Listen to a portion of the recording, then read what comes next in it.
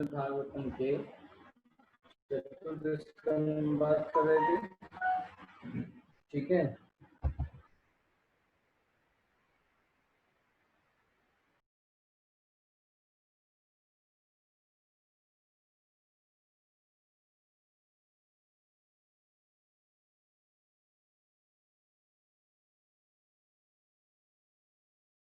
पृथ्वी महाराज से ये बताया कि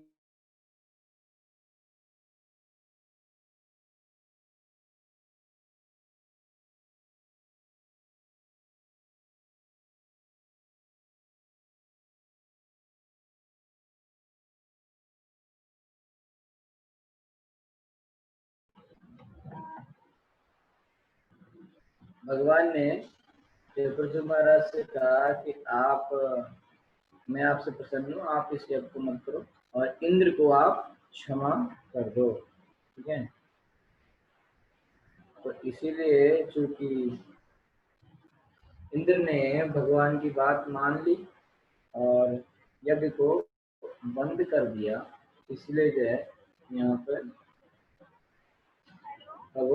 भगवान पृथ्वी महाराज से कहते कि मैं जो है, आपने जो यज्ञ किया 99 और 100वां हो नहीं पाया, इंद्र ने आके 100वें यज्ञ में व्यवधान डाल दिया। ठीक है, सब चलेगा और आप जो है इंद्र को क्षमा कर दो और 100 यज्ञ मत करो, 99 बंद कर दो। ठीक है, पृथ्वी महाराज ने बात मान ली, ब्रह्मा जी ने भी यही कहा। तो भगवान कहते हैं कि अब मैं तुमसे बहुत प्रसन्न हूं, तुम्हें जो मांगना है मेरे से मांग लो।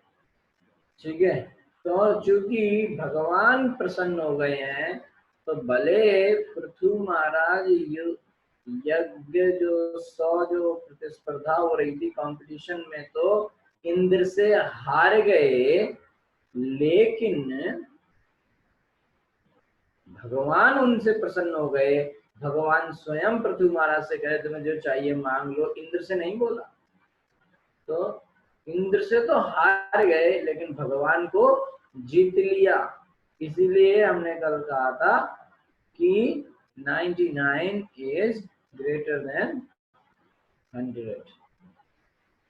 ओके, इस तरीके से जो है भगवान कहते हैं कि तुम्हारे जो उच्च गुण हैं, उत्तम आचरण है, इससे मैं बहुत ज्यादा प्रभावित हूँ। ठीक है, 100 यज्ञ करने वाले इंद्र से नहीं भगवान ऐसा कह रहे हैं, भगवान ऐसा कह रहे हैं पृथ्वी महाराज से जिन्होंने 99 किए हैं, एक यज्ञ कम हुआ है, हो नहीं पाया पूरा, और ब्रह्मा जी के कहने को उन्होंने बंद कर दिया है, उनसे कह रहे हैं तुम जो चाहे मन अपने मन मांगा वरदान मांग सकते हो। और कह रहे हैं कि जिसमें उत्तम गुण नहीं होते हैं, जिस व्यक्ति में उत्तम गुण नहीं होते हैं, जो शील नहीं होता है, वो इसमें यज्ञ करना, तपस्या करना, योग करना, ये सब में लगा रहता है, फिर भी मेरी कृपा नहीं पा पाता। ठीक है, लेकिन आपने हर परिस्थिति में समान भाव रखते हुए जो है मेरे को जीत लिया। ठीक है, क्योंकि जो हर परिस्थिति में, दुख में, सुख में, हार में, जीत में, सर्दी में, गर्मी में, हर पर इस संसार में डुअलिटीज है ना, शीतोष्ण सुख दुख का। कभी सर्दी है तो कभी गर्मी है, कभी दुख है तो कभी सुख है। ठीक है, कभी लाभ है तो कभी हानि है। सुख दुखे समय कृत्वा लाभा लाभो जया जयो।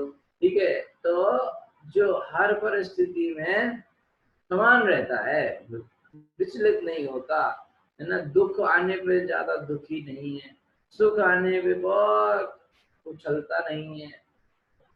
ऐसा व्यक्ति कैसा है, मेरे को बड़ा प्रिय रहता है और उसके हृदय में मैं स्वयं जाके रहता हूँ। ठीक है, इस तरीके से आपसे मैं बहुत प्रसन्न हूँ और आप जो है जो चाहे मांग लीजिए। तो चूंकि भगवान जिससे प्रसन्न हो गए उसी को तो अल्टीमेटली जीता माना जाएंगे। अल्टीमेटली जीत किसकी हुई? देखने में तो लग रहा है कि इंद्र जीत गया, क्योंकि उसने 100 किए थे, ये 99 पर रह गए, तो नहीं कर पाए।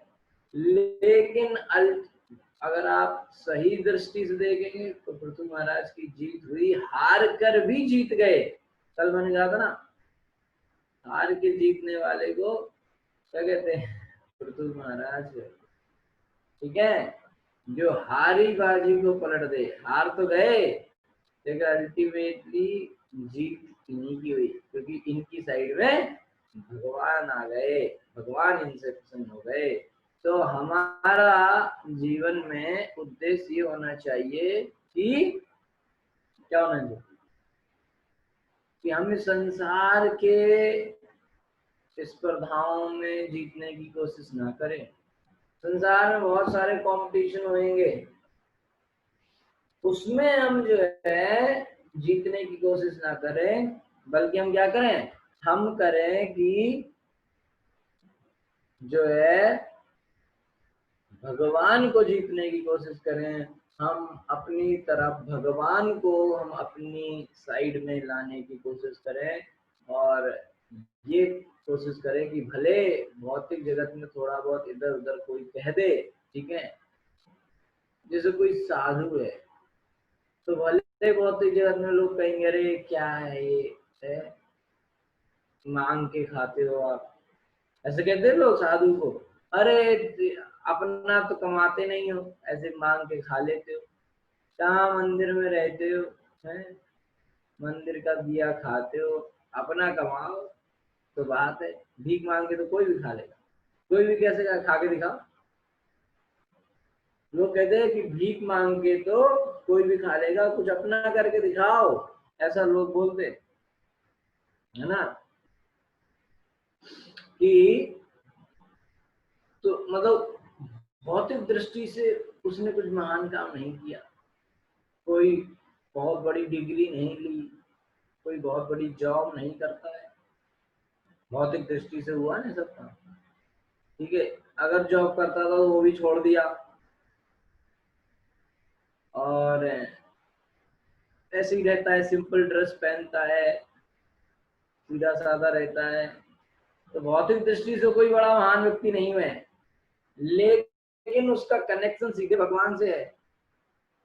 आप भले कह दो कि महीने में मैं 1 लाख रुपए कमाता हूँ, मैं ये हूँ, मैं वो हूँ, लेकिन वो तो कहेगा मैं तो सीधे भगवान से मेरा कनेक्शन। यहाँ पे इंद्र तो सबके सामने ये कहेगा, देखा 100 यज्ञ करने वाला अकेला मैं ही हूँ, आज तक कोई 100 यज्ञ नहीं कर पाया, अश्वमेध यज्ञ मैं अकेला हूँ। लेकिन पृथ्वी महाराज भले ये ना कह पाए कि देखो 100 नहीं, सब लोग कहेंगे अरे क्या इतना वन कर रहे थे, 99 पे ही हार गए आप, तो 100 नहीं कर पाए। लेकिन आध्यात्मिक तरीके से देखेंगे तो भगवान उनके पास आके कह रहे हैं कि भैया आपको मांगना है तो मांग लो, जो चाहिए मैं बहुत प्रसन्न हूँ। तो जिससे भगवान प्रसन्न है वो जीता माना जाएगा, या जिससे लोकल लोग प्रसन्न है 10-12 लोग, हम लोग यही भ्रमित हो जाते हैं। कई लोग इसी में भक्ति नहीं कर पाते। लोग क्या कहें, जनता क्या कहेगी, समाज क्या कहेगा, रिश्तेदार क्या कहेंगे, परिवार वाले क्या कहेंगे, क्योंकि उनको लगता है अगर हम ये काम नहीं करेंगे तो लोग क्या कहेंगे यार, ये है ना। जैसे जैसे अगर आप शुरू शुरू भक्ति करेंगे और आप सब लोग कहेंगे चलो यार मूवी देख के आते हैं, बहुत बढ़िया मूवी आई है, नहीं चलो देख के आते हैं, आप लोग क्या पुराने जमाने की सोच है तुम्हारी, क्या तुम उसमें पड़े हो अंधविश्वास में, अरे मजे करो, है ना। क्या ये सोच में पड़े, थोड़ा ठीक है, थोड़ा भक्ति कर लेते हैं, हम भी करते हैं, इसका मतलब थोड़ी कि मूवी नहीं देखी। तो आपको लगेगा यार बताओ लोग कैसा बोल रहे हैं, तो कहेंगे क्या यार तुम यार चाय नहीं पीते यार, कैसे आदमी यार, कौन से जमाने में जी रहे हो, चाय नहीं पीते हो, प्याज लहसुन नहीं खाते हो, कौन से जमाने में जी रहे हो, कितनी पुरानी सोच है तुम्हारी, अरे मॉडर्न बनो, ऐसे लोग बोलेंगे। तो अपन को लगेगा अरे यार ये समाज में तो अपना बड़ा बेइज्जती होता है, तो भक्ति के चक्कर में तो लोग अपन को कोई नहीं बुलाएगा। फिर लोग ऐसे कहेंगे अरे उसको मत बुलाओ यार, वो आके यहाँ पे ज्ञान देगा, अकेले अकेले पार्टी करो, उसको मत बुलाओ। कोई नहीं बुलाएगा, अकेले ही रहना पड़ेगा हमें। ऐसा हो सकता है? कोई नहीं बुलाए, क्योंकि आपको मीट खाना नहीं है, मछली खानी नहीं है, मुर्गा खाना नहीं है, ऑमलेट भी नहीं खाना है, अंडे की भुर्जी भी नहीं खानी है, प्याज भी नहीं खानी है, लहसुन भी नहीं खाना है, चाय भी नहीं पीनी है, कॉफी भी नहीं पीनी है। अरे तो आपको बुला के करें क्या यहाँ पे हम? उल्टा आप हमारे यहाँ आओगे और प्रवचन दोगे कि ये मत करो, वो मत करो, माला कर लो, ये कर लो, वो कर लो, इससे जो अपने घर में बैठो। तो ऐसे लोग कहेंगे यार, लोगों को डर लगने लगता है कि फिर तो मैं अकेला रह जाऊंगा, कोई शादी में नहीं जा पाऊंगा, क्योंकि शादी में तो हर जगह प्याज लहसुन का ही खाना बनता है, फिर हम खा नहीं पाएंगे, लोग क्या कहेंगे, है ये वो। तो भौतिक चीजों की सफलता नहीं हमें मिलेगी। तो भौतिकतावादी असफलता, भौतिकतावादी असफलता के डर से लोग भक्ति में नहीं घुसते हैं, आगे नहीं बढ़ना चाहते हैं, थोड़ी थोड़ी करना चाहते हैं। उनको लगता है कल क्या होगा। ठीक है, हमारे पास एक बच्चा आया था, 12वीं क्लास में होगा, 11th या 12th में था वो। तो उसने आगे मेरे से यही कहा कि प्रभु जी मैं, मेरे माता पिता तो, उसके पेरेंट्स तो डिवोटी हैं, तो मेरे माता पिता तो बोलते हैं कि भाई भजन करो, भक्ति करो, है, मेरा मन तो होता है, लेकिन मैं, मेरा सब मजाक बनाते हैं। स्कूल के बच्चे कहते तुम ये क्या है, बाबा जी बन गया है, ये रख लिया है, ये क्या है? ढोल बजाता रहता है, तुम ये क्या है? तो लोग मेरा बड़ा मजाक बनाते हैं स्कूल में, तो मुझे बड़ा शर्म आती है ना। तो मैं इसलिए नहीं करता। तो सब लोग स्कूल में बढ़िया बर्गर खाते हैं, पिज्जा खाते हैं, सब खाते हैं, मैं खा नहीं पाता उनके साथ, तो लोग मेरा मजाक बनाते हैं, तो मुझे बड़ा बुरा लगता है, तो फिर मैं खा लेता हूँ भले उसमें प्याज लहसुन। यही तो परीक्षा थी। तो भौतिकतावादी असफलताओं के डर से हम भक्ति को छोड़ सकते हैं, लेकिन अगर भौतिकतावादी असफलता, भौतिक स्तर की असफलता का ध्यान, असफलता या सफलता का मतलब ही नहीं है हमको, इससे मतलब है कृष्ण कैसे प्रसन्न होते हैं, उसको अगर हमने ध्यान में रख लिया तो जो है, हो सकता है समाज में, रिश्तेदारों में, परिवार में कुछ लोग हमारी बुराई करें, ऐसा हो सकता है, लेकिन फिर भी हम जो है भगवान के प्रिय बन जाएंगे। और जो असली रूप में इस मनुष्य जीवन की असली सफलता है, मनुष्य जीवन की असली सफलता है भगवान का, भगवान को अपना प्रिय बनाना और खुद भगवान के प्रिय बनना। भगवान को अपना प्रिय कैसे बना सकते हैं? भगवान के बताए हुए नियमों का पालन करके, जो भगवान ने भगवत गीता में बताया है। तो जो भगवान के बताए नियमों को मानेगा वो भगवान का प्रिय बन जाएगा, जो भगवान के नाम का प्रचार करेगा वो भगवान का प्रिय बन जाएगा। ठीक है, और भगवान भी उसके प्रिय बन जाएंगे। ठीक है, इस बात को ध्यान में रखना चाहिए। तो यही जीत मिली है इसको, ये जीत मिली है पृथु महाराज को, इसलिए वो हार के जीत, हार कर भी वो जीत गए। समझे? 99 जो है 100 से बड़ा हो गया। इस तरीके से अब जो है आगे मैत्रेय उवाचा, मैत्रेय ऋषि कहते हैं, साहित्यम लोक गुरुना विश्वक्सेनेन विश्वजा विश्वजित अनुशासित आदेशम शिरसा जय गृह हरे। मैत्रेय वाचा, मैत्रेय ने कहा, सा उसने इस प्रकार लोक गुरुना, समस्त लोगों के परम स्वामी द्वारा विश्वक्सेनेन भगवान द्वारा विश्वजित विश्व पर विजय करने वाला महाराज पृथु अनुशासन आदेश दिया गया, आदेश हम आदेश आज्ञा शिक्षा से जगरे स्वीकार हरे भगवान। महान संत मैत्रेय मुनि ने आगे कहा, हे विदुर, इस प्रकार समस्त विश्व के जीतने वाले महाराज पृथु ने भगवान के आदेशों को शिरोधार्य किया। मनुष्य को चाहिए कि भगवान के चरण कमलों में नतमस्तक होकर उनके आदेशों को स्वीकार करे, जो भगवान के वो करे। इसका अर्थ ये हुआ कि भगवान द्वारा कही गई हर बात को उसी रूप में अत्यंत ध्यान पूर्वक तथा सम्मान के साथ स्वीकार किया जाए। जो भगवान कहते हैं, भगवान के वचनों में किसी प्रकार का संशोधन या परिवर्तन हमारा काम नहीं है।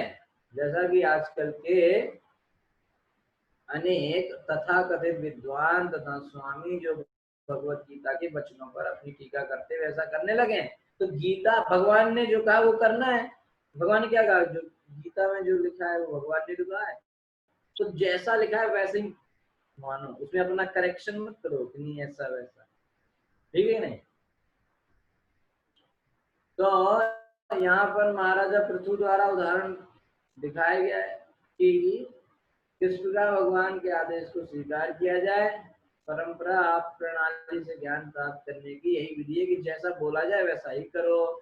इस प्रशंतम पादयो प्रेमना विरीडितम स्वेन कर्मणा सत्कृतम परिष्वज्य विद्वेषम विसर्जय। इस प्रशंतम स्पर्श करते हुए पादयो पावों का प्रेमना हर्षातिरेकवश विरीडितम लज्जित स्वयं आप अपने ही कर्मणा कार्यों से शत कृतुम राजा इंद्र को परिष्वज्य हृदय से लगाकर विद्वेषम ईष्टा विसर्ज त्याग दिया था। निस्संदेह राजा इंद्र जो सामने खड़ा था वो अपने कार्यों से अत्यंत लज्जित हुआ। अब जो है अब जब इंद्र यहाँ देख रहे हैं कि भगवान इंद्र को भगवान अपने साथ में लेके आए थे, कल अपन ने सुना था, और पृथ्वी से कह रहे इसने चलो जो किया किया इसको माफ करो, इंद्र को माफ कर दो, तुम तो बड़े व्यक्ति हो, बड़े हृदय वाले, माफ करो। लेकिन अब इंद्र देख रहे हैं कि यार ये माफी तो मेरा साइड ले रहे थे, इंद्र को लगा होगा कि माफ कर दो करके बोला, लेकिन इंद्र को लगा ये तो भगवान तो पृथु महाराज से इतना ज्यादा प्रसन्न लग रहे हैं। तो फिर अपने आप में इंद्र को क्या लगा, शर्म आने लगी। इंद्र को वहीं जो खड़े हुए सब देख रहे थे कि पृथ्वी से कितना प्रेम से बात कर रहे हैं भगवान, सब इंद्र को अपने आप में जो है थोड़ी शर्म लगने लगी और राजा पृथु के चरण कमलों का स्पर्श पाने के लिए उनके समक्ष गिर पड़ा। ये फोटो देखा होगा अपने बुक के, अपनी किताब के ऊपर है, वो ऐसे पैर छूने के लिए बढ़ रहे, ठीक है। तो अब जो है अभी तो खूब उनको कर रहे थे, सौमा यज्ञ करने में व्यवधान डाल रहे थे, पर अब जो है उनके चरण कमलों में गिर पड़े। कौन? इंद्र। किसके? पृथु के। किंतु पृथु महाराज ने अत्यंत हर्ष तिरेक में से तुरंत हृदय से लगा लिया। सोचो आप, इतना पंगा होने के बाद भी पृथु महाराज बिल्कुल भी सोच नहीं रहे पुराना क्या हुआ, उनको गले से लगा लिया और जो कुछ भी उसने किया था, यज्ञ के अश्व को चुराने के कारण उत्पन्न समस्त ईर्ष्या त्याग दी। कोई मन में वो नहीं है, इंद्र को गले से लगा लिया। तो ऐसी अनेक घटनाएं, ये वैष्णव का लक्षण है, सब भूल के वो गले लगा लेते हैं। ऐसी अनेक घटनाएं जब मनुष्य किसी वैष्णव के चरण कमलों के प्रति अपराध कर देता है तो बाद में पछताता है। पहले तो इतना अपराध किया, बाद में उसको समझ में आता है यार मैंने बहुत बड़ा अपराध कर दिया, ठीक है, तो बाद में वो गलती मान लेता है। तो जब बाद में पछताता है तो वैष्णव लोग उनको माफ कर देते हैं। यहाँ पर भी हम देखते हैं यद्यपि स्वर्ग का राजा इंद्र इतना शक्तिशाली था कि भगवान विष्णु के साथ में था, किंतु उसने अपने को महाराज पृथु के यज्ञ के घोड़े को चुराने के लिए अपराधी अनुभव किया। देखिए, कई भगवान की बहुत हाई लेवल भगवान का काम जो है वो हाई लेवल रहता है, ठीक है। यहाँ पर इंद्र को अगर देखिए सीधा कह देते कि ये इंद्र तुम गड़बड़ कर रहे हो भाई, तो हो सकता वो नहीं मानता। ऐसा भगवान ने काम किया कि इंद्र को अपने आप में लगने लगा कि यार मैंने गलत किया है। तो कई बार आपको मुंह से वो नहीं बोलना चाहिए ए तुम गलत कर रहे हो। कई बार आपके आचरण ऐसे होने चाहिए कि दूसरे को अपनी गलती खुद समझ में आने लगे। हर बार आपको गलती बताने की जरूरत नहीं है कि तुम गलत कर रहे हो, सही करो, गलत कर रहे हो, गलती मत करो। भगवान ने कहा, इंद्र को कहा क्या, कुछ नहीं। इंद्र को अपने आप में समझ में आ गया कि मैंने जो है गलती की है।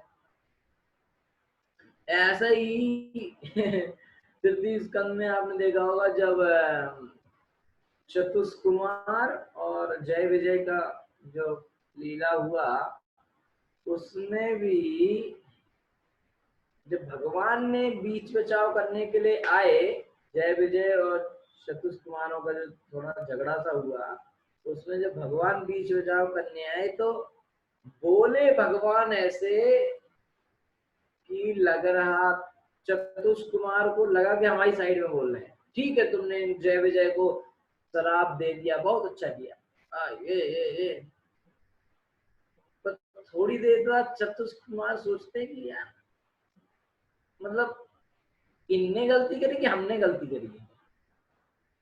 भगवान ने साइड तो चतुष्कुमार की ही ली, लेकिन चतुष्कुमार खुद अपने आप में सोचने लगे कि यार हमने ही गलती करी है। कहने लगे अरे भगवान हमसे गलती हुई, आप हमें क्षमा करो। तो देख रहे हो भगवान एक्सपर्ट है सब चीज करने में, ठीक है। लेकिन कहीं कहीं पे भगवान साफ हाथ खड़े कर देते हैं, ठीक है। तो जब दुर्वासा मुनि ने अपराध किया अम्बरीश महाराज के चरण कमलों में, भगवान साहब कहते हमसे कोई मतलब नहीं, अपना अपना देखिए। तो कई बार ऐसा आ रहा है जहाँ पे वैष्णव के चरण कमल में अपराध करने के बाद व्यक्ति वापस आके क्षमा मांगता है, और जब क्षमा मांगी जाती है तो जो है वैष्णव उनको अपने गले से लगा लेते हैं। जब व्यक्ति अपने पछतावा करता है, ठीक है, तो वैष्णव के यहाँ पे क्या हुआ कि भगवान विष्णु के साथ में आया था इंद्र, तो किंतु उसने अपने आप को महाराज प्रदू के यज्ञ के घोड़े को चुराने के लिए अपराधी अनुभव किया। वैष्णव के चरण कमलों पर अपराध करने वाले को भगवान कभी भी क्षमा नहीं करते। तो अपन को किसी भी हालत में किसी वैष्णव का अपराध नहीं करना चाहिए। इसके अनेक दृष्टांत मिलते हैं, ठीक है। क्या क्या है कि परम योगी तथा महामुनि दुर्वासा ने अम्बरीश महाराज का अपमान किया। अभी ये कहानी आगे आती है 9वें स्कंद में। तो उन्हें अम्बरीश महाराज के चरण कमलों पर गिरना पड़ा, ठीक है कि नहीं। इंद्र ने राजा पृथु के चरण कमलों पर गिरने का विचार किया, किंतु राजा इतना उदार वैष्णव था, उनका इतना बड़ा हृदय था कि महाराज इंद्र को अपने चरणों पर गिरने नहीं देना चाहते थे, बल्कि उनको तुरंत उन्होंने उठकर अपने गले से, अपने हृदय से लगा लिया। दोनों दोनों एक दूसरे पर क्रुद्ध थे, ईर्ष्यालु थे कि जो दोनों ही वैष्णव थे, अतः उन्हें अपनी ईर्ष्या के कारण को समंजित करना पड़ा। वैष्णव के मध्य सहयोगी आचरण का यह सर्वोत्तम उदाहरण है।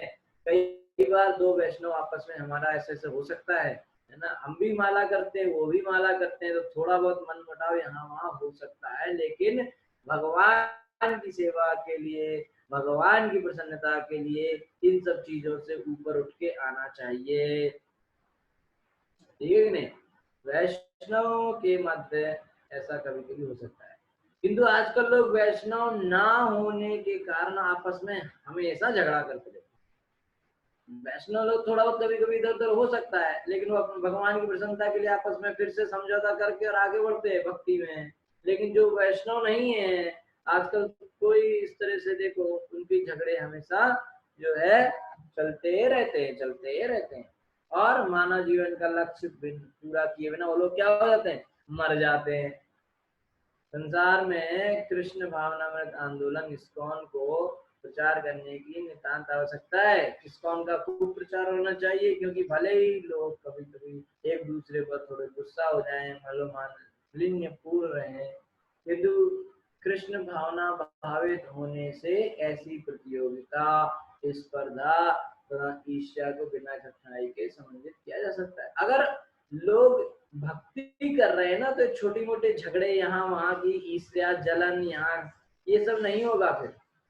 इसलिए भक्ति का प्रचार होना चाहिए। भक्त बनने के बाद छोटी छोटी चीजों में आदमी नहीं फंसता है, अरे सब बकवास है, ऐसे सोच के उसको छोड़ देता है।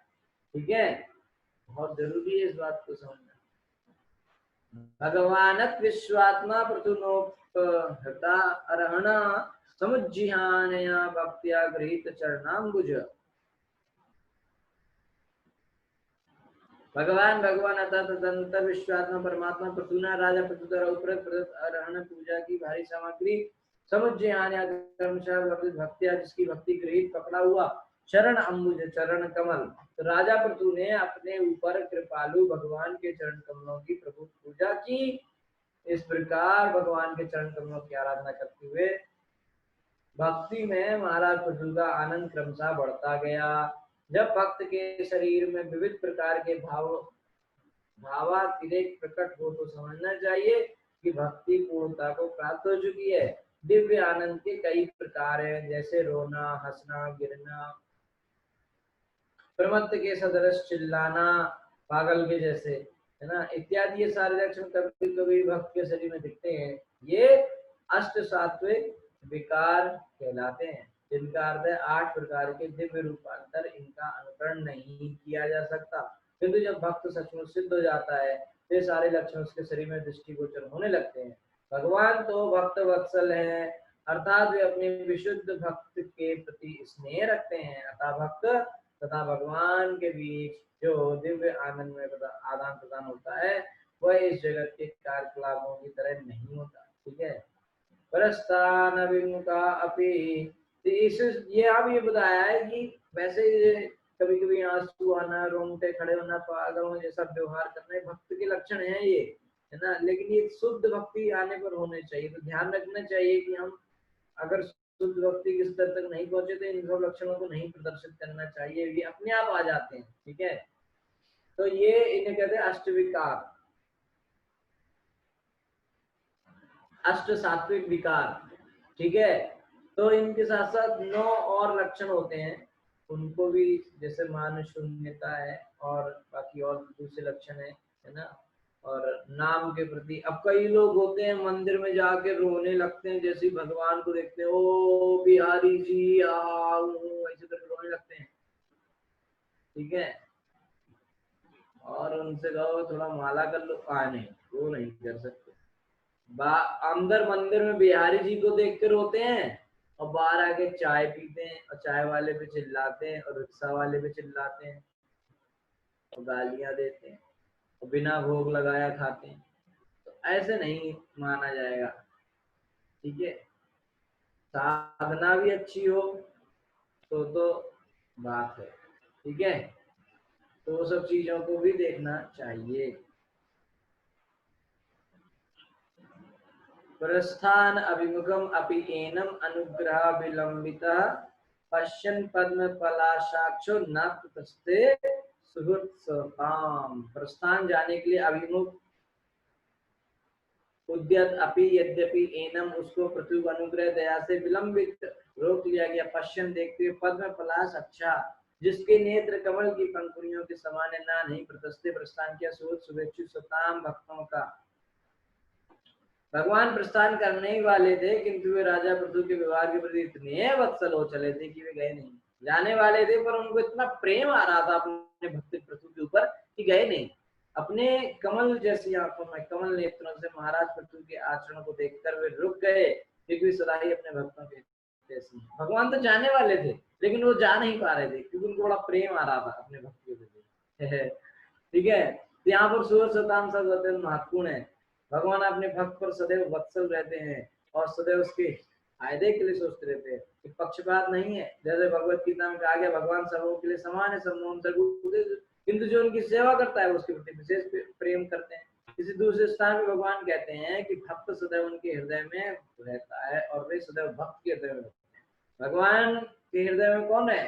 भक्त है। और भक्त के हृदय में कौन है? भगवान है। तो अपने विशुद्ध भक्ति के प्रति भगवान की ये वत्सलता ना तो अस्वाभाविक है ना किसी प्रकार का पक्षपात। कोई कहे कि भगवान अपने भक्तों का साइड लेते हैं, दूसरे की नहीं लेते, सिर्फ पक्षपात नहीं है, वो ज्यादा भक्ति कर रहा है। वैसे तो भगवान सबका ध्यान रखते हैं बराबर तरीके से, लेकिन भक्त भक्ति थोड़े ज्यादा करता है तो भगवान भी उसका ज्यादा ख्याल करते हैं। उदाहरण के लिए पिता अपने पुत्रों के होते हुए भी कभी कभी उस एक पुत्र के प्रति विशेष स्नेह रखता है जो उसके प्रति झुकाव रखता है। इसकी व्याख्या भगवत गीता में की गई है। तेषां सततयुक्तानां भजतां प्रीतिपूर्वकं ददामि बुद्धियोगं तं येन माम् उपयान्ति। जो लोग प्रेम तथा स्नेह से भगवान की भक्ति में निरंतर लगे रहते हैं